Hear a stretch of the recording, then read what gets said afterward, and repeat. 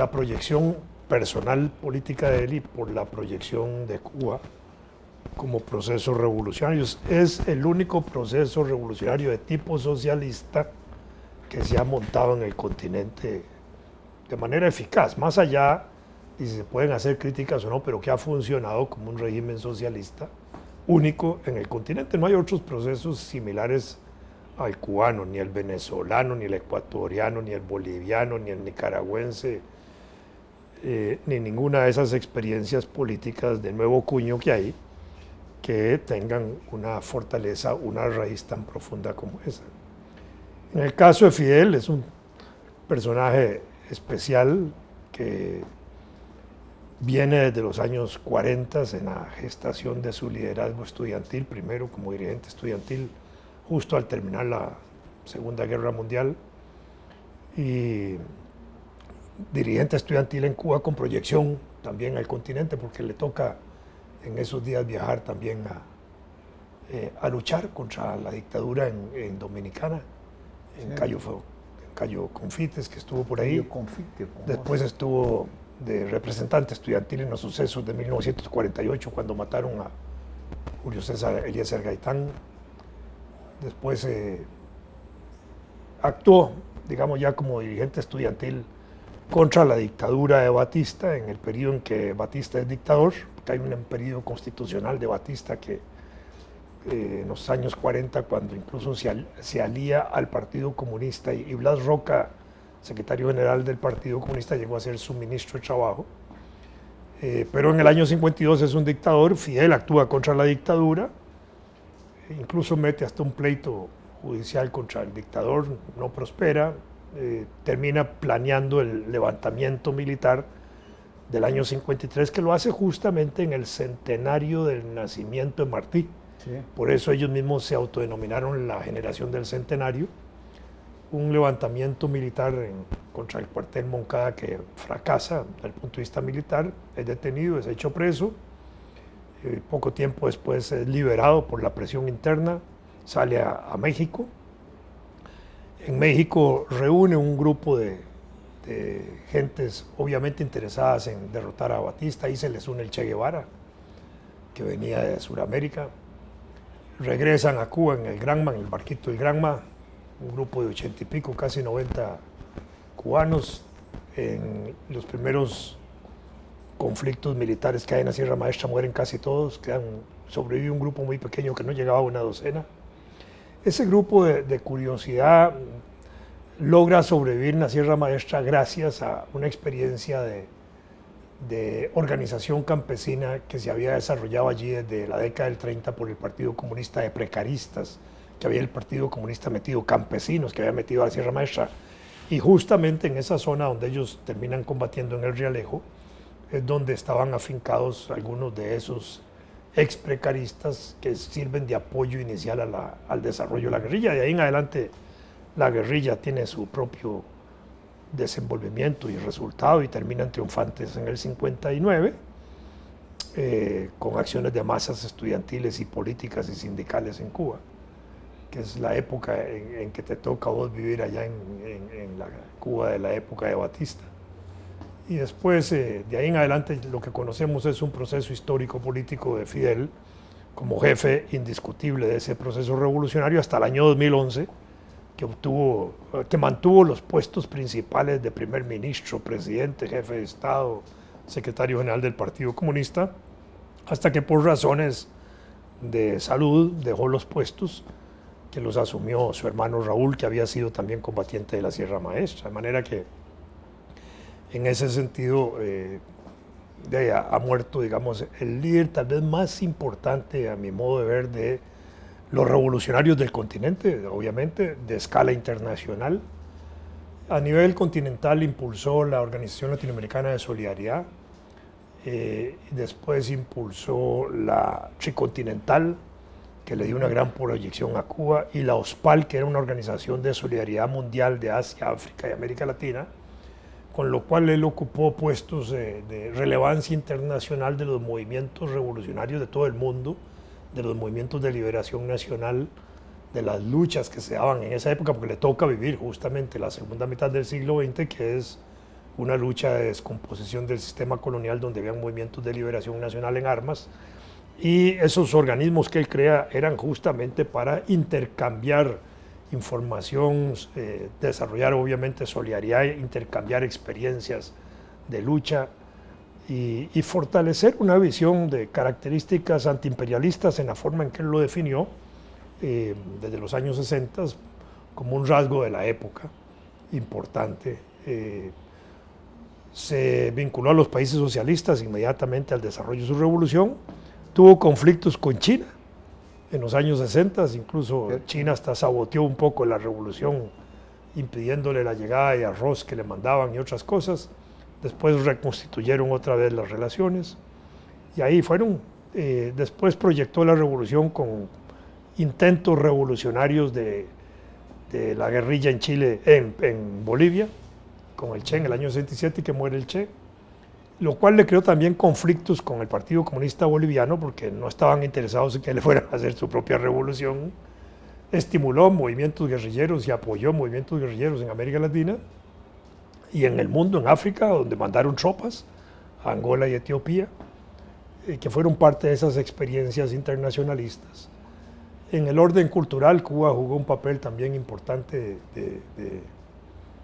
con Casa de las Américas, un instituto muy importante de la cultura, de la promoción de la cultura latinoamericana especialmente, donde hubo miembros costarricenses que participaron de jurados internacionales de ese premio, el desarrollo del cine latinoamericano, que también ayudaba a contribuir a formar cineastas locales.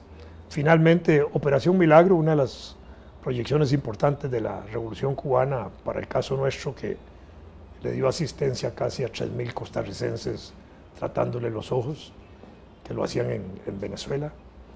En fin, bueno, con los niños de Chernóbil, los atendió Cuba. Es decir, ha tenido una serie de proyectos muy importantes de proyección internacional, las brigadas alfabetizadoras en Nicaragua y otro tipo de brigadas de ese tipo que también actuaron en Venezuela, brigadas de salud, médicos, miles de médicos que han actuado en América Latina proyectados desde ese punto. Es parte de ese legado que deja Fidel. Habrá quienes lo critiquen, dejémosle esa parte a los críticos. Ay, en estos días me he quedado como, si podríamos decir, callado con respecto a la muerte de Fidel Castro. En primer lugar porque anímicamente para mí eso ha sido fuerte. Sin embargo, desde que comenzó su enfermedad y su retiro, yo me iba haciendo a la idea de que, me venía haciendo a la idea de que ahora estábamos en una carrera a ver cuál de los dos se iba primero, él o yo. Y claro, eso, la noticia me produjo mucho impacto, pero como que ya yo la había asumido. Y ahí que entonces empezara a ver con cierta sorpresa y a veces repugnancia la forma como algunos grupos y personas han expresado sus sentimientos.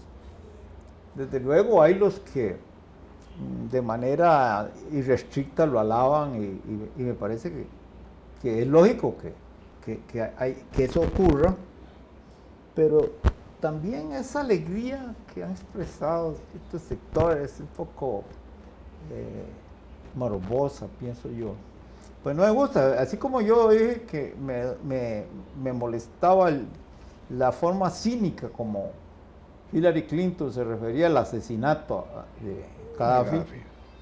Yo digo que la vida humana me parece, no voy a decir sagrada, me parece lo más importante que hay en la naturaleza y en el universo, y entonces no me complace.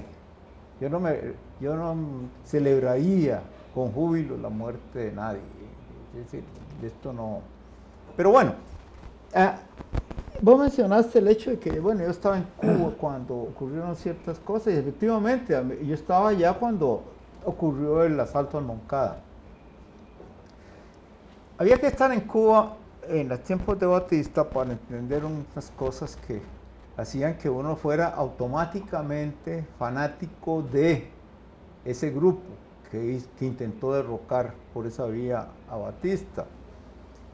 A mí me tocó estar un periodo de 18 meses en una escuela vocacional en el campo, en Cuba. Y cuando me decían a mí después de que la revolución había triunfado, de que se había acabado la época en que de cuando Cuba era feliz, a mí me daba cólera, porque había que ver cómo era la vida en el campo en Cuba. Es decir, tal vez en algún momento debí haberme preocupado por describirla como yo la vi, y ahora ya no vale la pena, creo. Pero era terrible, es decir, no tiene...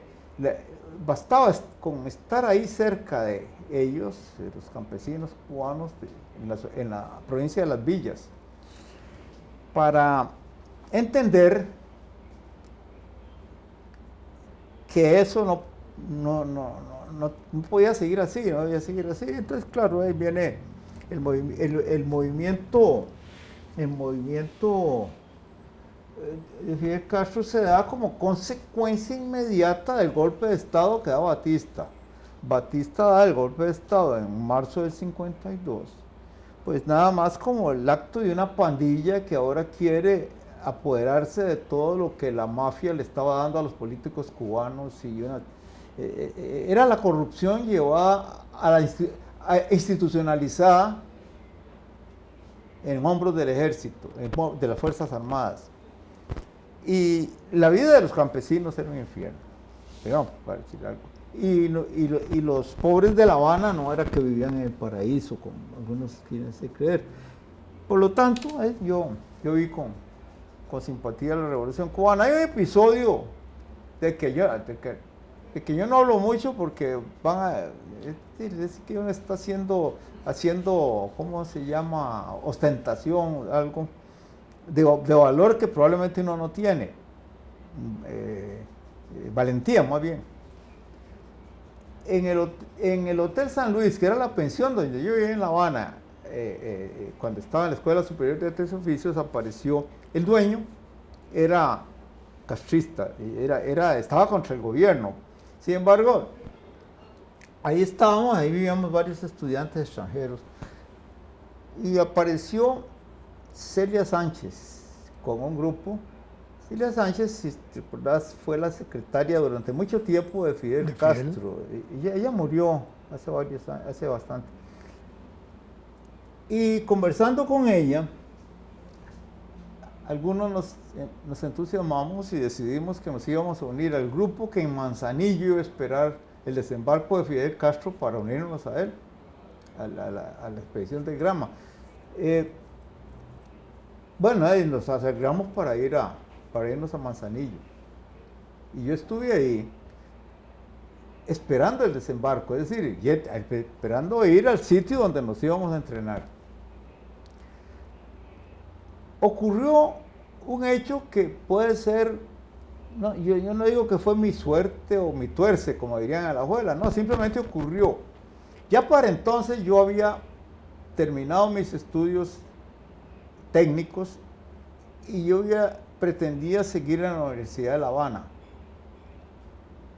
porque tenía acceso a ella directo, a toda carrera científica, pero resulta que la cerraron, la dictadura la cerró. Entonces, tenía todos los documentos relativos a mis estudios en orden perfecto para volver a Costa Rica, pero ocurrió eso y yo me fui para Manzanillo con la idea de que ya yo me iba a estar la lucha. Sí. Y bueno, estando en Manzanillo llegó un chofer de la línea Habana, Manzanillo, Santiago, a avisar, estaba en el movimiento, que había un problema porque en La Habana me andaban buscando de la embajada de Costa Rica porque mi familia había mandado ya el pasaje para que me fuera. Y que eso trayaba el peligro de que la policía fuera, como no me encontraban en La Habana. Entonces, me fletaron para La Habana.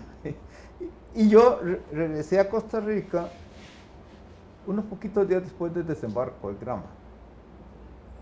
No me tocó, no me tocó, es decir. Sí, claro. Claro, después viendo la historia, cómo fue, vos lo dijiste, no sobrevivieron muchos, ¿verdad? No, pero además el original punto de desembarco no lo hacen, sino que tienen que desembarcar en otro lado. Eso Sí, fue bueno, parte. todo eso, Sí, claro. Imagínense, esa parte no me toca.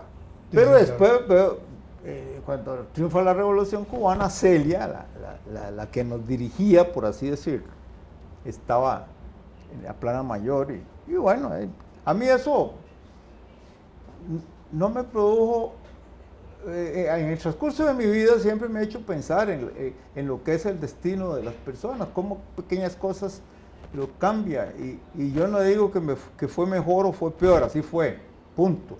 Y no me parece que yo di muestras de valentía porque a lo mejor en los primeros tiros habría salido corriendo. Eso no lo puedo demostrar. Sin embargo, la razón por la cual hice eso sigue siendo vigente. A mí me parece que el movimiento se justificaba, era necesario. Y luego lo que ocurre después es incontrolable porque entran factores como fue la reacción norteamericana, que ya no debería engañar a nadie. Y Fidel Castro no era tonto, porque ya a Guatemala la habían trucidado los americanos. Hay que recordar eso, que la experiencia de Arbenz decía que en Estados Unidos ningún movimiento popular podía confiar. Y entonces el viraje de Fidel hacia donde fuera era el único posible. Esta mañana, antes de zarpar para acá, estamos hablando de lunes, y yo puse en el Facebook una notita donde decía que yo no entiendo cómo están algunos de manera salvaje hablando de que a Fidel Castro no lo absolverá la historia, aludiendo a la frase aquella que él dijo, del discurso que hace de defensa cuando lo llevan a juicio por el ataque de los Yo estaba ahí en Cuba cuando eso ocurrió. Entonces, yo puse algo así, no entiendo a los que hablan de que la historia absolverá o no absolverá a Fidel Castro. La historia no es un estrado judicial. A cada cual se le juzgará, lo juzgarán sus semejantes por sus hechos particulares. Lo que sí estaba pensando es que si vamos ahora a Namibia, a Angola y a Sudáfrica y preguntamos, la mayoría nos va a decir que Fidel Castro hizo por la liberación de África 1000 veces más que lo que nunca hizo el primer presidente de origen africano de Estados Unidos. Eso fue lo que yo puse. Y bueno, empezaron a llegar likes, como pero estas cosas. Uno no puede estar ahora haciendo oraciones largas. Yo vi el artículo de Montaner, ese lo escribió hace como 20 años y cada vez le metía más epítetos infames. Y es una porquería de artículo, pero bueno, eso no importa. Hay que limitarse a decir eso. Bueno, la historia ahora sigue. Pero lo que yo puse para finalizar eso fue que eso quedará en la historia. Ese hecho. Hay un amigo que mandó una foto donde se ve el momento en que se van a abrazar en el primer encuentro Mandela y Fidel Castro. En el primer encuentro, después del triunfo del movimiento sudafricano contra el apartheid. Si no hubiera sido por Fidel Castro y su determinación de mandar la fuerza expedicionaria, el apartheid todavía tal vez estaría ahí. Eso es cierto. Y bueno, hay una señora que me mandó un recadito totalmente malintencionado que me dice: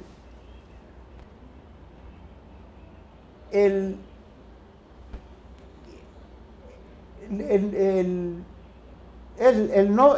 historia me absolverá, lo dijo Fidel Castro mismo.